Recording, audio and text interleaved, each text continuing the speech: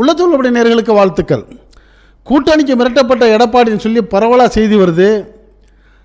இது மாதிரி இன்னும் அதிர வைக்கக்கூடிய பல உண்மைகள், யாருமே சொல்லாத ரகசியமான பல செய்திகளை சில நிமிடங்கள் நீங்கள் நமக்குள்ளே பகிர்ந்துக்கிட்டால் அரசியல் நிலவரத்தை நீங்கள் சரியாக புரிஞ்சிக்க முடியும். சிக்ஸர் அடிச்சிட்டாரு அமித்ஷா அப்படின்னும், இல்லைங்க எடப்பாடி தாங்க சிக்ஸர் அடிச்சிட்டாருன்னு அதிமுக காரங்களும் ஒருத்தர் புகழ்ந்து பேசிக்கிறாங்க. உண்மையாக சிக்ஸர் அடித்தது யார், வின் பண்ண போகிறது யார், வீணாக போகிறது யார் அப்படிங்கிற செய்தியை நீங்கள் கவனமாக கேளுங்க. இந்த செய்தியை கேட்குறதோட மட்டும் இல்லாமல் இது பற்றி உங்களுடைய கருத்துக்களையும் உள்ளத்துள்ளபடி கமெண்ட் பாக்ஸில் கமெண்ட்ஸ் பண்ணுங்கள். இந்த செய்தியை நண்பர்களுக்கும் உறவுகளுக்கும் ஷேர் பண்ணுங்கள். இது வரைக்கும் நம்ம சேனலுக்கு சப்ஸ்கிரைப் பண்ணாதவங்க சப்ஸ்கிரைப் பண்ணிவிட்டு பக்கத்தில் இருக்க பெல் ஐக்கானை கிளிக் பண்ணுங்கள். அப்போ தான் நம்ம போடக்கூடிய ஒவ்வொரு செய்தியும் உங்கள் நோட்டிஃபிகேஷன் காட்டும். நம்ம வீடியோவில் போகிறதுக்கு முன்னாடி இன்னொரு சின்ன தகவலை சொல்லிவிட்டு உள்ளே போனால் நல்லாயிருக்கும். 2 தினங்களுக்கு முன்னாடி பாஜக அதிமுக கூட்டணி உறுதியானது எல்லாருக்கும் தெரிஞ்ச விஷயம். எப்படி உறுதியாச்சு, என்ன டைம்ஸ் ஆச்சு, இந்த தகவல்களை நம்ம 15 நாளைக்கு முன்னாடியே 2025 மார்ச் 27 ஃபஸ்ட்டு ஜங்ஷனுங்கிற ஒரு சேனலில் 100% கூட்டணி முடிவானது யாருமே சொல்லாத சீக்ரெட்டுங்கிற தம்ப்லைன் வச்சு டைட்டிலில் வந்து அதிமுகவுக்கு ஓகே சொன்ன சீமானுங்கிற ஒரு டைட்டிலில் ஒரு வீடியோ போட்டிருக்கோம். 12.53 நிமிஷம். அந்த 12.53 நிமிஷம் வீடியோ ஃபஸ்ட்டு ஜங்ஷனில் போட்டு என்ன சொன்னமோ அது அப்படியே நேற்று நடந்தது. கடந்த 10ஆம் தேதி நம்ம அமித்ஷா அவர்கள் வந்து சென்னை வந்து அதிமுகவுடைய கூட்டணியை உறுதிப்படுத்தி 2 பேரும் அறிவித்தது என்னென்னலாம் அறிவித்தாங்களோ அதை பற்றிய விளக்கத்தை அப்படியே ஜோசியம் பார்த்த மாதிரி 15 நாளைக்கு முன்னாடியே எப்படிங்க உங்களால் சொல்ல முடிஞ்சிச்சுன்னு சொல்லி நிறைய நண்பர்கள் வந்து தொலைபேசி ஃபோன் மேலே மொபைலில் போட்டு நம்மளை பாராட்டுறாங்க, வாழ்த்து சொன்னாங்க. அவங்களுக்கெல்லாம் நம்ம நன்றி சொல்கிறோம். இதை நம்ம எப்படி சொன்னோம்னா ஒரு கற்பனையாவோ சும்மா அடிச்சு விட்டு போகிற மாதிரியோ இல்லை. நம்மளுக்கு கிடைக்கக்கூடிய சோர்ஸு தகவல்களை வந்து அப்படியே ஆராய்ஞ்சு பகிர்ந்து பார்த்து நம்ம சொந்த விருப்பு வெறுப்புகளை அதில் வைக்காமல் உள்ளபடி அப்படியே சொன்னதுனால தான் நம்ம அந்த 15 நாளைக்கு முன்னாடி சொன்ன செய்தி சரியாக பொருந்தி நடந்திருக்கு. அப்போ உங்கள் செய்தி சரியானதுன்னு நம்மளை எல்லாரும் பாராட்டுறாங்க. இது சரியானு நீங்கள் தெரிஞ்சுக்கிறதுக்கு மறுபடியும் சொல்கிறேன், ஃபஸ்ட்டு ஜங்ஷன் சேனலுக்கு போங்க. 100% கூட்டணி முடிவானது யாருமே சொல்லாத சீக்ரெட்டுன்னு தம்ப்லைன் வச்சுருக்கோம். டைட்டிலில் வந்து அதிமுகவுக்கு ஓகே சொன்ன சீமான்னு சொல்லி 12.53 நிமிஷம் நான் பேசின வீடியோ 15 நாளுக்கு முன்னாடி வந்தது. அதில் என்ன சொன்னனோ அது அப்படியே நேற்று நடந்திருக்கு. பார்த்துட்டு உங்களுடைய மதிப்பையும் நீங்கள் கமெண்ட்ஸில் போடுங்க. இப்போ நம்ம வீடியோக்குள்ளே போவோம். இந்த பாஜக அதிமுக கூட்டணியை அறிவிச்சுக்கிறப்ப எடப்பாடி பழனிசாமி வந்து சிக்ஸர் அடிச்சிட்டாரு, சாதிச்சு காமிச்சிட்டாரு அப்படின்னு சொல்லி அவரை வந்து பாராட்டி பேசுகிறாங்க.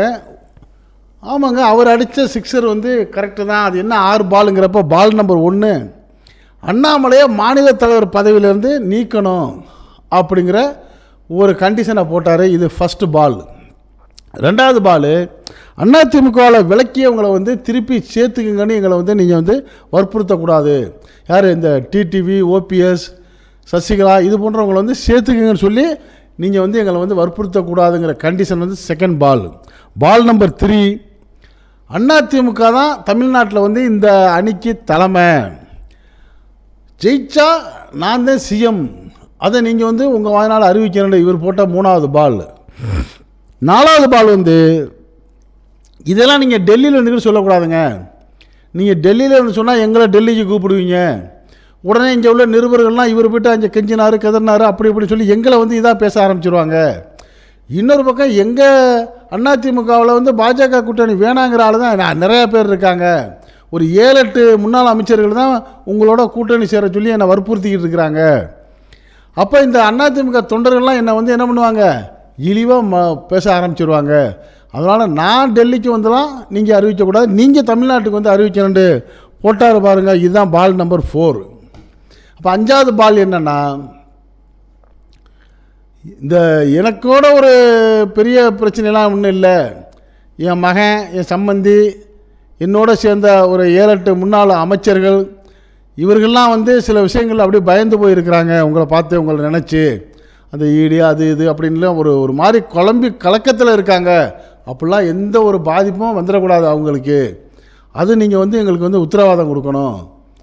ஆறாவது பால் என்னென்னா, சீமான், விஜய், பாமக இந்த 3 பேரும் எங்கிட்டு போக போகிறாங்க, எப்படி வர போகிறாங்க, யார்கிட்ட சேர போகிறாங்கங்கிறது ஒரு சஸ்பென்ஸாகவே இருக்கிறதுனால இவங்களை பற்றி நீங்கள் புகழ்ந்தும் பேசிடக்கூடாது, திட்டியும் பேசிடக்கூடாது, அவங்கள வந்து சைலண்ட் மோடில் வைக்கணும் அப்படின்ட்டு இந்த 6 கண்டிஷனை போட்டு அடித்தார் சிக்ஸருங்கிறாங்க. 6 பால் ஒரே பாலில் சிக்ஸர் அடிச்சிட்டார்ல, 6 இந்த இதுதான் அந்த சிக்ஸருங்கிறாங்க சொல்லி இதெல்லாம் வந்து அவர் சாதிச்சு காமிச்சிட்டார் பாருங்க எடப்பாடி பழனிசாமி அவர்கள் அப்படின்ட்டு அதிமுகவுடைய தொண்டர்கள் வந்து இவரை புகழ்ந்து பேசுகிறதும், அதே சமயம் பாஜகவுடைய தொண்டர்களும் தலைவர்களும் வந்து அமித்ஷாவை புகழ்ந்து அவர் தாங்க சிக்ஸர் போட்டிருக்காரு, அவர் போட்ட 6 பால் வந்து சூப்பரான பாலில் அதில் பாருங்கள் 1வது பால் என்ன பண்ணுறாரு, நீ என்ன அண்ணாமலையை நீக்க சொல்கிற, நான்லாம் நீக்க மாட்டேயா, இப்போ உன்னோட கூட்டணி சேர்க்குறப்ப கூட என் பக்கத்தில் யார் தலைவர், இன்றைக்கி தமிழ்நாட்டுக்கு அண்ணாமலை தான் தலைவர் அப்படின்ட்டு அதில் ஸ்ட்ராங்காக நின்றுட்டார்ல. இது அவர் போட்ட 1வது பால். 2வது வந்து தமிழ்நாட்டுக்கு வந்து இந்த ஒப்பந்தம் பண்ணுறப்ப எடப்பாடி பழனிசாமி சொன்ன மாதிரி டிடிவி, ஓபிஎஸ், சசிகலாவுக்கும் எங்களுக்கு சம்மந்தம் இல்லைன்னா எந்த பேச்சும் பேசிக்கவே இல்லை. ஆனால் அதே சமயம் டிடிவி, ஓபிஎஸ், சசிகலா, செங்கோட்டை இவங்கெல்லாம் சந்திக்கிறதுக்கு அப்பாயின்மெண்ட் கேட்டு அவங்களுக்கு அப்பாயின்மெண்ட் கொடுக்கவும் இல்லை. அதை அப்படியே பெண்டிங் மோடில் வச்சுட்டாரு அமித்ஷா. ஏன்னா எடப்பாடி அவர்களை நம்பி நம்ம டக்குன்னு அவங்கள கழட்டி விட்டுறவும் கூடாது. இப்போ இவங்க வந்து சந்திச்சுட்டு போனாங்கன்னா இவர் திருப்பி ஏதாச்சும் முறுக்கு பண்ணாலும் பண்ணிடுவார். அதனால் என்ன பண்ணணும், இந்த பக்கம் வந்து எடப்பாடி அவர்களுக்கு ஒரு சிக்னலு, அந்த பக்கம் இந்த 4 பேருக்கும் ஒரு சிக்னல் போட்டு ஆஃப் பண்ணின்னு சொல்லி சாதுர்த்தியமாக காய் நடத்திட்டார் பாருங்க. இது 2வது பால். பால் நம்பர் 3, நீங்கள் அதிமுக கூட்டணிலாம் கிடையாதுங்க, இது வந்து தேசிய ஜனநாயக கூட்டணிங்கிறத தான் அமித்ஷா அடிச்சிட்டாரு பாருங்க, என்டிஏ கூட்டணி தான் சொல்லி. இது அவர் போட்ட 3வது பால். 4 வந்து இவ்வளோ நாள் வரைக்கும் திமுக அதிமுக தானே ஆட்சி பண்ணிகிட்டு இருந்தீங்க, அதுக்கெல்லாம் இனிமேல் வாய்ப்பு இல்லை ராசா, தமிழ்நாட்டில் கூட்டணி ஆட்சி தான், அதுவும் என்டிஏ கூட்டணி ஆட்சி தான் அப்படின்னு போட்டார் பார்த்தீங்களா. இது பால் நம்பர் 4. பால் நம்பர் 5 என்ன தெரியுங்களா, நீங்கள் வந்து முதலமைச்சராக என்ன அறிவிங்கன்னு சொன்னீங்க, அவர் அறிவிச்சாரா, அறிவிக்கலையே. அவர் என்ன சொல்லிட்டாரு, அந்த பொறுப்பு பதவி இதெல்லாம் வந்து ஜெயிச்ச பிறகு பார்த்துக்கோன்ட்டார்ல, அப்போ சூழ்நிலை தகுந்த மாதிரி முடிவு எடுப்பார். அது வரைக்கும் எடப்பாடி அவர்களை பதஷ்டத்திலே வச்சுருப்பார், அப்போ தான் இவர் நம்ம கட்டுப்பாட்டுக்கு வருவார்னு அமித்ஷாவுக்கு தெரியும்ல. இது அவர் போட்ட 5வது பால். 6வது பால், நீங்கள் என்ன கண்டிஷன் வச்சிங்களோ அதே தான் அவரும் உங்களுக்கு திருப்பி போட்டார். சீமான், விஜய், பாமக விஷயத்தில் சைலண்ட் மோடில் தான் வச்சுருக்கணும், யாரும் எந்த பக்கமும் போக வாய்ப்பு இருக்குன்னு சொல்லி அதே பால் இந்த பக்கம் அவர் போட்டிருக்காரு. இப்படி 2 பேரும் சிக்ஸர் போட்டுறதுல இதில் வின் பண்ண போகிறது யார், வீணாக போகிறது யாருங்கிறது காலப்போக்கில் தான் தெரியும். இந்த நிலையில் இப்போ 2 அணி கன்ஃபார்ம் ஆகிடுச்சு. ஒரு அணி திமுகவுடைய அணி, திமுக, காங்கிரஸ், சிபிஐ, சிபிஎம், விடுதலை சிறுத்தைகள், இந்திய யூனியன் முஸ்லீம் லீக், மதிமுக, மனிதநேய மக்கள் கட்சி, கொங்கு நாடு மக்கள் கட்சி, அப்படி எந்த ஒரு ஸ்ட்ராங் பெல்ட் கூட்டணி அது ஸ்ட்ராங்காக இருக்குது. இப்போ விசிக வந்து திமுக கூட்டணியில் தான் இருக்குன்னு தொழில் தீர்மானம் ஸ்ட்ராங்காக அறிவித்ததுனால இந்த கூட்டணிக்கு பாமக வர்றதுக்கு வாய்ப்பு இல்லை. 2வது கூட்டணியாக பாஜக, அதிமுக, ஜிகே வாசனுடைய தமாக 3 கன்ஃபார்ம் ஆயிடுச்சு. இந்த கூட்டணிக்கு பாமக வருமா, தேமுதிக வருமா, சீமான் வருவாரா, விஜய் வருவாராங்கிற இனிமேல் உள்ள செய்தி. ஸோ இது 2வது கூட்டணி. 3வதாக வந்து நாம் தமிழர் கட்சி சீமான் வந்து பாஜகவுடைய ஆதரவாளராக இருந்தாலும் அவர் அதோட கூட்டணி சேர மாட்டார், சைலண்ட் மோடில் இருந்துக்கிட்டு பாஜகவுக்கு சாதகமாகவும் திமுகவுடைய ஓட்டை பிரிக்கிறதுமான உள்ள வேலைகள் என்னவோ அதை செய்கிறதுக்கு தான் அவர் வேட்பாளர் நிறுத்துவார் ஒழிய அவருக்கு ஜெயிக்கணும், அந்த நாம் தமிழர் கட்சி வேட்பாளர் வந்து எம்எல்ஏ போகணுங்கிற ஐடியாவெலாம் அவருக்கு கிடையாது. அவர் வந்து பாஜக சொல்லக்கூடிய அந்த திட்டங்களை வந்து செயல்படுத்துகிற ஒரு கட்சி அவர் அழகாக செயல்படுவார். அது ஒரு 3வது அணி. 4வது அணி வந்து விஜய் அவர்கள் தான் இப்போ வந்து என்ன பண்ணியிருக்காரு, விம்மி போய் நிற்கிறாரு. என்ன பண்ணுறது, நம்மளுக்கு ஆளே இல்லையே, நம்மளுடைய உயரம் ரொம்ப இருக்குன்னு சொல்லிட்டு நம்ம ரொம்ப பேசிட்டோம், இப்போ எல்லாமே கழட்டிக்கிட்டாங்க, இப்போ நம்மளுக்கு யாரும் வர்றதுக்கான வாய்ப்பு இல்லைன்னு முழிச்சுக்கிட்டு இருக்கிறது 4வது அணி. இருந்தாலும் அவர் பக்கம் இந்த எஸ்டிபிஐங்கிற ஒரு கட்சி போகிறதுக்கு வாய்ப்பு இருக்குது. காரணம் வந்து எஸ்டிபிஐ கட்சி ஒரு இஸ்லாமிய அமைப்பு சார்ந்த கட்சிங்கிற மாதிரியும், அது ஏற்கனவே அதிமுகவில் தான் கூட்டணியில் சேர்றப்ப நீங்கள் பாஜக பக்கம் போனீங்கன்னா பாஜக இருக்கிற அணியில் நாங்கள் இருக்க மாட்டோம்னு அறிவித்தாங்க. எடப்பாடி பழனிசாமி அவர்களோட அந்த எஸ்டிபிஐ மாநாட்டில் நாங்கள் எங்களை நம்பி வந்தவங்கள நான் ஒன்றும் செய்ய மாட்டேன், துரோகம் பண்ண மாட்டேன்னு சொல்லி 2 நாள்லேயே டக்குன்னு இப்படி மாறி போயிட்டார்.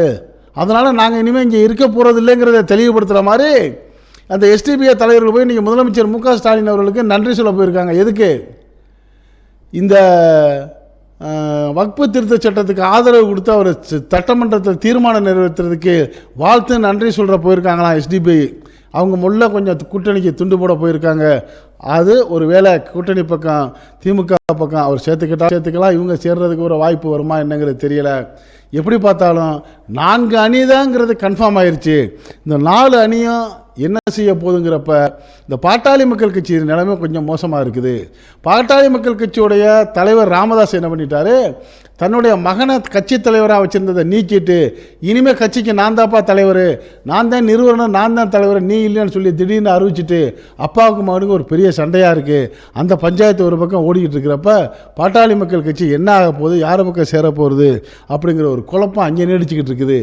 ஆக 4 அணி 4 முனை போட்டிங்கிறது 2026 வரப்போகுதுங்கிற உறுதியான சூழ்நிலை தெரிகிறப்ப இதை அரசியல் நோக்கர்கள் பலரும் பல மாதிரி கருத்து தெரிவிக்கிறாங்க. இதை பார்க்கக்கூடிய இந்த உள்ளத்து உள்ளபடி நேயர்கள் உங்களுடைய கருத்துக்களை நீங்கள் கமெண்ட் பாக்ஸில் கமெண்ட்ஸ் பண்ணுங்கள். இந்த செய்தி பிடிச்சினா இதுக்கு ஒரு லைக் கொடுங்க. இதே போன்ற அரசியல் செய்திகள் நாட்டில் 4 பக்கம் நடக்கக்கூடியதை எந்த விதமான இடைச்சல்களும் இல்லாமல் உள்ளது உள்ளபடி அப்படியே உங்களுடைய வீட்டில் 4 சுவர்களுக்குள்ளே கொண்டு வந்து சேர்க்கக்கூடிய நம்ம சேனலுக்கு சப்ஸ்கிரைப் பண்ணாதவங்க சப்ஸ்கிரைப் பண்ணுங்கள். மறக்காமல் பக்கத்தில் இருக்க பெல் ஐக்கானை கிளிக் பண்ணுங்கள். அப்போ தான் நம்ம போடக்கூடிய ஒவ்வொரு வீடியோக்குள்ள உங்களுக்கு நோட்டிஃபிகேஷன் காட்டும். நீங்கள் விரும்பியதை பார்க்கலாம். என்றும் இணைந்திருப்போம். உங்கள் அன்பன் அஷ்ரஃப் அலி. நன்றி, வாழ்த்துக்கள்.